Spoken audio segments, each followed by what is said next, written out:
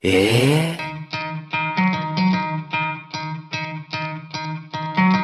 movie lovers, kembali lagi bersama Minho di sini. Kali ini Mimin akan membahas alur cerita film yang berjudul Gatau 2 tahun 2018.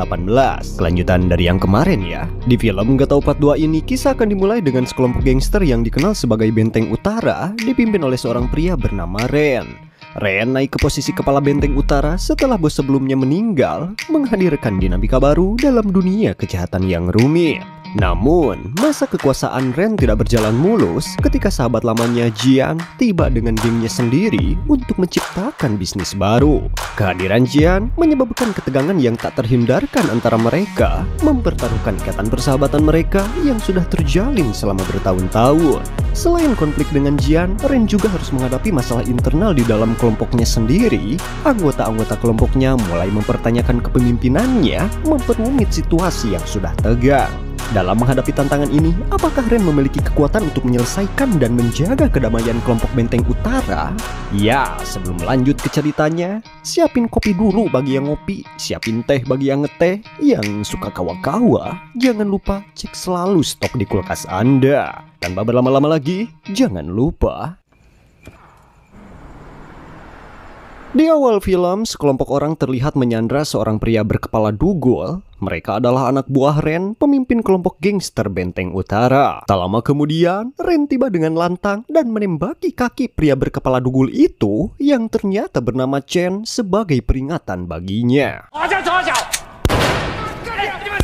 Namun, ketika Ren hendak mengeksekusi Chen, telepon tiba-tiba berdering. Pesan dari telepon itu menyuruh Ren untuk tidak menyakiti Chen karena ayah Chen adalah sahabat dari seseorang yang menelpon itu. Saat sedang berbicara di telepon, Chen mengucapkan sesuatu yang membuat Ren marah dan hampir membunuh Chen di tempat.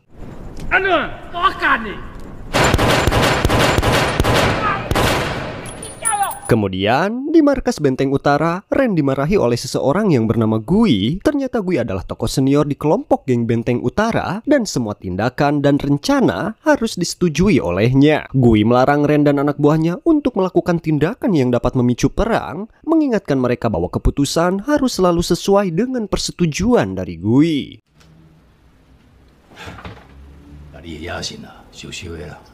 Saat bermain domino, Big C tiba-tiba muncul dan mengatakan, "Aku sudah mendengar apa yang terjadi di kota utara." Dan ketua tidak senang dengan itu. Ren dengan cepat menyelesaikan masalah tersebut dengan memberikan uang kepada Big C dan masalah itu pun terselesaikan. Tak lama kemudian, Ren menerima telepon dari sahabat lamanya, yaitu Jian. Ketika mereka bertemu, Jian mengungkapkan rencananya untuk menjalankan bisnis dan bertemu dengan orang-orang penting di kota utara. Namun ketegangan muncul ketika Jian tiba-tiba menodongkan beceng ke arah Ren dan menembakkannya ke udara. Sontak membuat orang-orang di sekitar ketakutan. Ren bingung dengan maksud dari tindakan Jian, hingga akhirnya Jian mengungkapkan niatnya dengan kata-kata "Hai", yang berarti dia akan bersaing dengan Ren untuk menguasai kota utara. Ren memberikan kartu domino angka 7 kepada Jian sebagai tanda keberuntungan. Ketika polisi menangkap Jian, dia berkata kepada Ren, "Setelah aku memiliki semua bisnis di Taipei, aku akan kembali ke sini. Tunggu aku."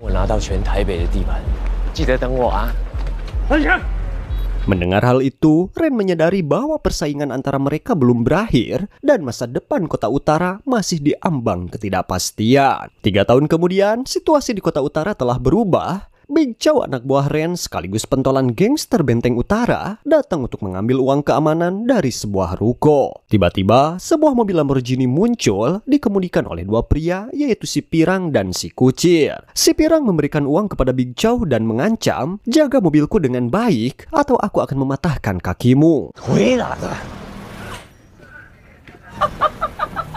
Big Chow terkejut dengan ancaman itu dan bertanya kepada pelayan. Pelayan menjelaskan bahwa mereka adalah orang bisnis dari sektor farmasi yang sangat kaya. Namun, kebingungan Big Chow tidak berlangsung lama karena tiba-tiba beberapa orang muncul dengan senjata menodongnya, memaksa Big Chow untuk pergi. Situasi semakin memanas di kota utara dengan munculnya kekuatan baru yang mengancam stabilitas yang telah dibangun selama ini. Mereka ternyata menemui Chen yang kaki kanannya telah ditembak oleh Ren di awal film. Mereka menawarkan kerjasama, tetapi Chen menolak. karena bisnis mereka merupakan bisnis farmasi untuk pecandu yang tidak berguna. Tanpa ragu, si kucir langsung mengadek tangan Chen yang membuat jarinya rampung. Setelah itu, mereka membawa Chen ke atas gedung, yang ternyata mereka ini adalah anak buah Jian. Untuk kedua kalinya, Jian menawarkan bisnis kepada Chen dan memberikan uang kepadanya, namun Chen tetap menolak tawarannya. Kemudian, Jian menelpon Ren dan dengan nada tegas mengatakan, bisnis yang gagal kamu dapatkan 3 tahun lalu, aku telah mengambil alih. Jian membalikan jempol ke bawah sebagai isyarat dan Chen langsung dilemparkan dari atas gedung. Anak buah Chen yang bernama Ugun diberi 1 tas uang dan dengan demikian semua masalah dan kasus langsung terselesaikan secara tuntas. Ren dan kelompok geng Benteng Utara datang ke upacara kematian Chen yang dihadiri oleh Jian juga. Jian hanya tersenyum sinis karena mengetahui apa yang terjadi. Saat Ren dan Jian bertemu di luar, mereka bersikap santai bahkan saling tegur sapa dan berpelukan seolah tidak ada yang terjadi di hadapan anak buah mereka. Kemudian, suasana berpindah saat Jian mengajak Ren ke gudang kontainer Marunda cabang Taiwan. Jian memperlihatkan beberapa bisnisnya dan berusaha mengajak Ren bekerja sama. Namun, Ren menolak tawarannya dengan tegas, berkata bahwa meskipun dia tidak akan menolak pertarungan, tapi itu bukan bidangnya dan di luar kemampuannya. Wajah Jian terlihat kecewa, lalu dia mengatakan, mari kita bicarakan lagi nanti sambil menikmati daging rebus di atas nasi. Meskipun ada ketegangan di antara mereka, mereka tetap menjaga kesopanan dan mengundang satu sama lain untuk berbicara lebih lanjut dalam suasana yang lebih santai.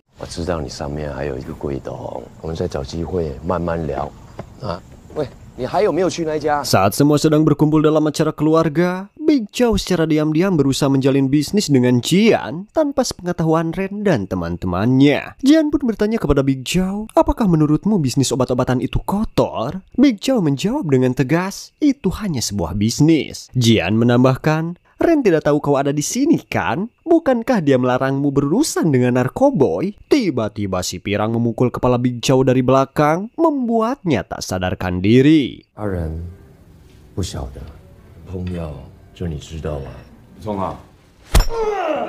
Kemudian, Big Chow terlihat babak belur duduk di sebuah kursi dengan sebatang udud yang menyala. Ren dan anak buahnya datang menyebut Big Chow yang sudah tidak walakaya. Jian mencoba meredakan ketegangan dengan mengajak Ren bernyanyi, mengingat lagu yang mereka nyanyikan waktu kecil. Namun, Big King dan Panda tampak tidak kuat menahan emosi melihat Big Chow yang sudah tidak berdaya dari kejauhan. Setelah itu, Jian menjelaskan kepada Ren bahwa Big Chow mencoba menjalin hubungan di belakangnya, dan karena itu dia telah menghukumnya. Ren meminta maaf kepada Jian, menganggap ini sebagai kesalahannya. Jian kemudian untuk terakhir kalinya menawarkan bisnis kepada Ren, ingin memperluas penjualan di kota utara. Namun, Ren tetap menolaknya dan berkata kepada Jian, jika aku menolaknya, apakah kau akan membuatku bernasib seperti Chen? Jian hanya tersenyum, mengeluarkan kartu domino angka 7 dan mengembalikannya kepada Ren sebagai tanda keberuntungan. Ketika Jian berdiri untuk pergi, pertarungan tiba-tiba pecah.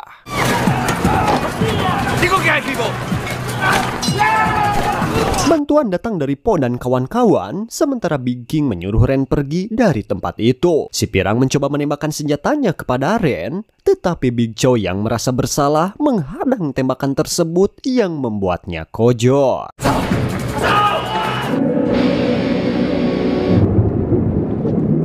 Di markas Ren, ia dan anak buahnya telah bersiap untuk membalas dendam atas kematian Big Chow. Namun sebelum meluncurkan rencana tersebut, Ren harus mendapatkan izin dari bos mereka, Gui. Namun, jelas bahwa Gui tidak akan pernah mengizinkan rencana tersebut karena konsekuensinya yang berbahaya. Mendengar tentang dendam atas kematian Big Chow, Big King, Po, dan Panda berencana untuk membalas dendam tanpa sepengetahuan bos mereka. Mereka mulai memata-matai aktivitas si pirang dari dalam mobil untuk mengetahui kebiasaannya dan kemana ia biasanya pergi. Hari demi hari berlalu tanpa hasil, namun akhirnya Po yang sedang berjaga melihat si pirang datang ke sebuah klub malam. Dia segera memberitahu teman-temannya karena target mereka akhirnya muncul.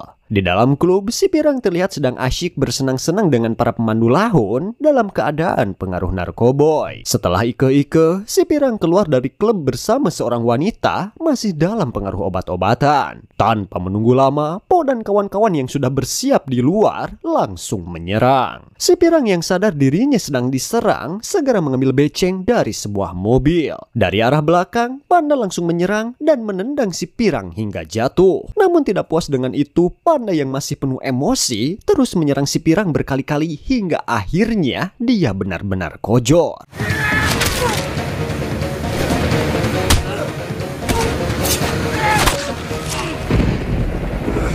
Sementara wanita yang bersama si Pirang masih dalam pengaruh obat-obatan hanya ketawa ketiwi melihat kejadian mengerikan yang terjadi di depannya. Benar-benar bahaya guys narkoba itu, jika nugelo jadinya. Saat mereka sedang makan, tiba-tiba Ren datang dan marah kepada Big King. Namun, karena Ren perutnya sudah seul, ia akhirnya memesan makanan dan mencoba melupakan apa yang telah terjadi. Karena ya sudah terlanjur gitu. Setelah kematian si Pirang, konflik antara kedua kelompok semakin memanas dan perang antar kelompok terjadi di mana-mana. Ugun yang sebelumnya adalah anak buah Chen sekarang menjadi anak buah Jian dan menciptakan kekacauan di wilayah kekuasaan Benteng Utara. Akhirnya, kedua kelompok ini saling membalas serangan. Perang akbar pun terjadi di sebuah jalan di mana Panda yang ingin ikut berperang tidak diperbolehkan oleh teman-temannya. Mereka menyadari bahwa jika Panda ikut, kelompok musuh akan mengetahui bahwa dia yang membunuh si Pirang. Dan hal tersebut bisa membuat Panda menjadi target.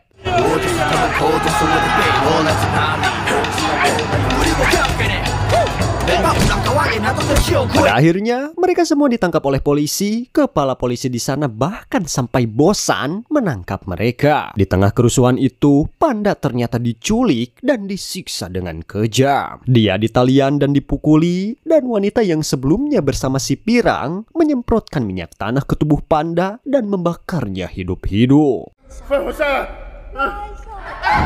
Keesokan harinya, mayat Panda dikembalikan ke markas dengan kondisi yang sangat mengenaskan, bahkan tubuhnya dicor semen di dalam tong. Saat di markas, kepala polisi memohon kepada Ren agar tidak membalas kematian Panda demi mencegah konflik antara kedua kelompok menjadi semakin parah. Ren mempertimbangkan permohonan tersebut, namun konflik yang telah terjadi membuat keputusannya sulit.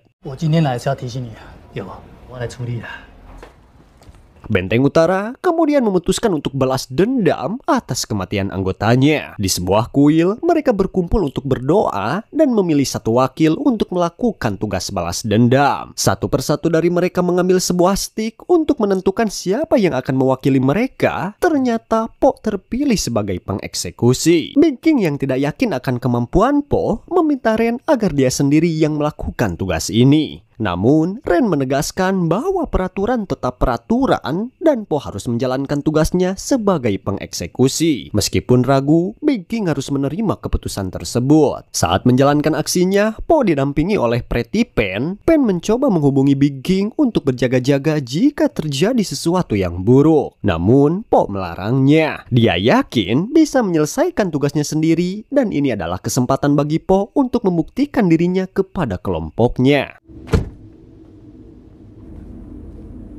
Saat Pen menunggu dalam ketegangan, tiba-tiba pintu restoran ditutup dan lampu padam.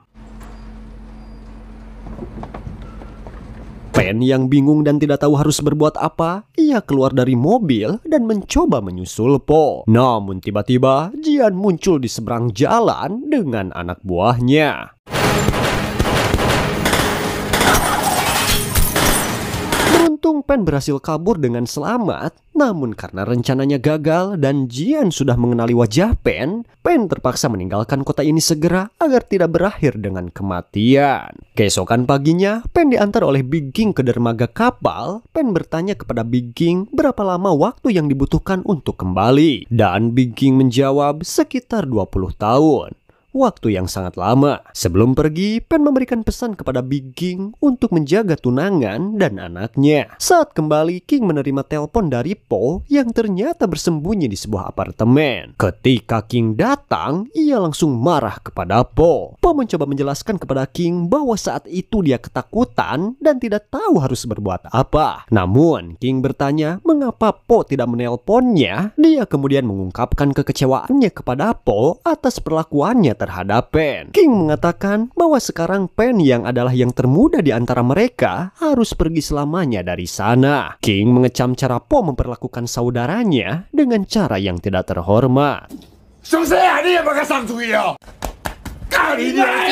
Sampai akhirnya, masalah ini terdengar oleh Bos Gui. Di markas, Bos Gui menanyakan kepada Ren apakah dia sudah mengurus Pen. Ren menjawab bahwa dia sudah menyuruh orang-orang untuk mengurusnya karena masalah ini semakin membesar. Bos Gui merasa perlu untuk mengadakan pertemuan rapat agar masalah ini dapat diselesaikan dengan baik dan tidak akan memakan korban lagi. Akhirnya, rapat besar tiba, dihadiri oleh banyak perwakilan gangster dari berbagai kota, termasuk kepala polisi yang juga turut hadir. Bos Gui meminta saran kepada semua anggota yang hadir mengenai situasi tersebut. Seketika Jian tiba-tiba berdiri dan melangkah ke tengah ruangan. Namun, yang ia sampaikan bukanlah saran yang diharapkan, melainkan perkataan yang kasar dan tidak sopan kepada Bos Gui.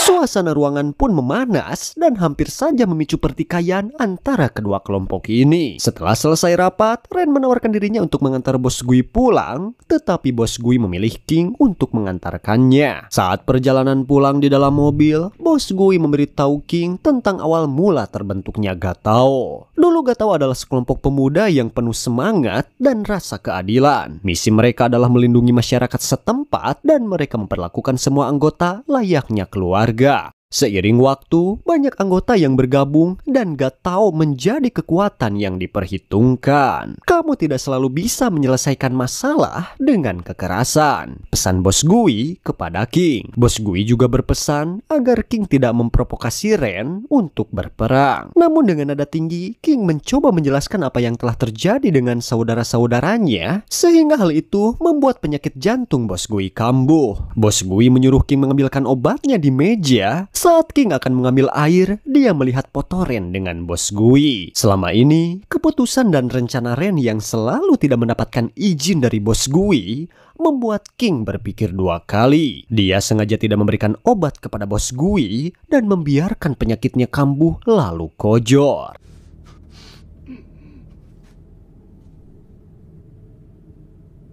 Ren yang mengetahui hal itu sangat marah kepada King karena merasa bahwa King tidak bisa menjaga bosnya dengan baik. Setelah selesai pemakaman, King menawarkan dirinya untuk mengantar Ren pulang. Namun karena masih kesal dengan King, Ren tidak menggubrisnya. Setelah kejadian itu, King merenung di tepi pelabuhan sambil menikmati sebatang klasmil.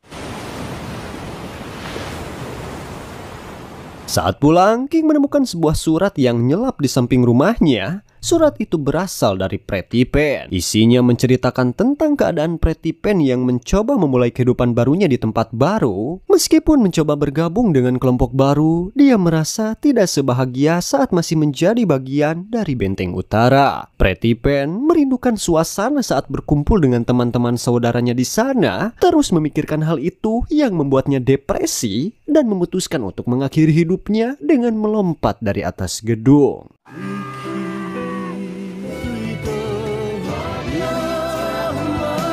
Berita ini membuat King semakin terpukul. Dia melampiaskan kemarahannya di tepi pelabuhan, merenungkan kehilangan Pretty Pen dan kesedihan yang mendalam. Saat berada di markas, Ren membuat keputusan dengan sungguh-sungguh. Dia menelpon Jian dan berkata, "Ini terakhir kali aku memanggilmu saudara. Mari kita bertemu, tapi hanya antara kau dan aku." Kemudian, Ren memanggil salah satu anak buahnya untuk menghubungi Big King. Istri Ren yang tahu apa yang akan dilakukan suaminya menangis sambil memasak. Ren berkata kepada istrinya, "Aku akan segera kembali." Saat Ren pergi, tangisannya semakin menjadi-jadi. Saat tiba di markas, King menanyakan apa yang sedang terjadi dan di mana bos. Tetapi tidak satupun dari mereka yang tahu. Ren pergi sendiri ke markas Jian. Saat bertemu Jian, mereka duduk untuk membicarakannya sambil menikmati hidangan favorit mereka, daging babi rebus di atas nasi. Makanan itu merupakan kenangan dari masa ketika mereka masih menjadi sahabat. Di sini Jian curhat kepada Ren, pemilik warung nasi langganan kita dulu memiliki anak perawan yang cantik. Waktu itu aku tidak memiliki apa-apa untuk membuatnya terkesan. Sekarang aku kaya, tapi dia sudah menikah dengan orang lain. Lalu Ren menanyakan kepada Jian, apakah saat pertemuan 3 tahun lalu, Jian mengantisipasi situasi seperti ini? Jian kemudian berkata kepada Ren bahwa dirinya iri padanya. Tanpa mengeluarkan 1 sen pun, Ren memiliki orang-orang yang setia dan mendukungnya yang berbeda dengan Jian. Aku sudah menghabiskan banyak uang, tapi aku tidak memiliki orang yang benar-benar aku percayai dan setia kepadaku, ujar Jian. Dia terlihat menangis dan berkata, bukannya aku tidak mengantisipasinya, aku hanya tidak percaya persahabatan kita akan berakhir seperti ini. Saat Ren akan menembak Jian, tiba-tiba seseorang menodongkan beceng ke kepala Ren. Tentunya ini bukan kesepakatan di awal antara mereka berdua. Sebagai seorang bos, tentunya Jian merasa malu karena tindakan anak buahnya yang berada di luar kesepakatan dengan Ren. Saat akan memukul, si kucir berkata kepada Jian bahwa sudah tidak ada waktu. Jian terdiam dan membiarkan rencana anak buahnya berjalan. Tiba-tiba, Big C dan Po datang dari arah belakang dan menembak orang yang menodongkan beceng ke kepala Ren.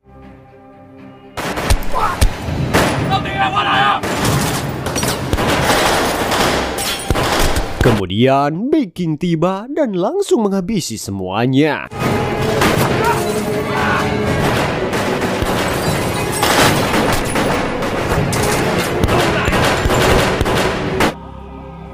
Sampai akhirnya polisi datang dan menangkap mereka semua. Suatu hari, Ren menjenguk Big King di penjara. Dia bertanya tentang Po, dan King menjawab bahwa Po ditempatkan di sel khusus karena berkelahi dengan tahanan lain. Kemudian King bertanya tentang Jian. Ren menjawab bahwa setelah kejadian itu, dia tidak pernah mendengar kabar tentang Jian lagi. Yang ternyata waktu itu si Jian Kojor dibedil oleh anak buahnya sendiri. Film berakhir dengan melihat bagaimana Jian dan Ren dulu bertemu dan menjadi sahabat.